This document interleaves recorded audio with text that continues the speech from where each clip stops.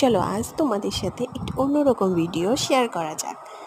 এই যে মাটির থালাগুলো দেখছো, এগুলো কোনো একদিন পালপাড়া থেকে নিয়ে এসে ভালো করে ধুয়ে ভিজিয়ে রেখেছিলাম কিছুক্ষণের জন্য। তারপরে সেইগুলো ভেজা থেকে তুলে শুকোতে দিয়েছিলাম। জলটা কিছুক্ষণ ঝরে এলে সাদা কালারের বেস কালার করে নিয়েছিলাম। বেস কালারটা কমপ্লিট হয়ে যাওয়ার পর আমি একটু কিছু অন্যরকম করার জন্য লাল আর হলুদ কালারটাকেই বেছে নিই।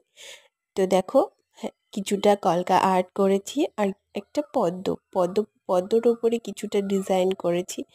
থালা বাটি গ্লাস সবগুলোতেই অলমোস্ট সিমিলার ডিজাইন রাখার চেষ্টা করেছি, যাতে পুরোটা একটা দেখে সেট মনে হয়।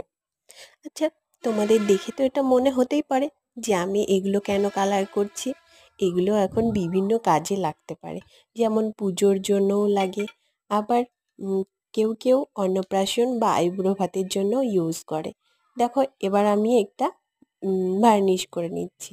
ভার্নিশটা করে নেওয়ার পর একটু ড্রাই করে নেওয়ার পর আবার পুরো ভিডিওটা কন্টিনিউ করব। এবার তোমরা যারা যারা মনে করছো এরকম থালাবাটির সেট আমাদের ঘরেও একটা করে থাকুক, তাহলে ঝটপট স্ক্রিনে দেওয়া নম্বরে বুক করে নাও।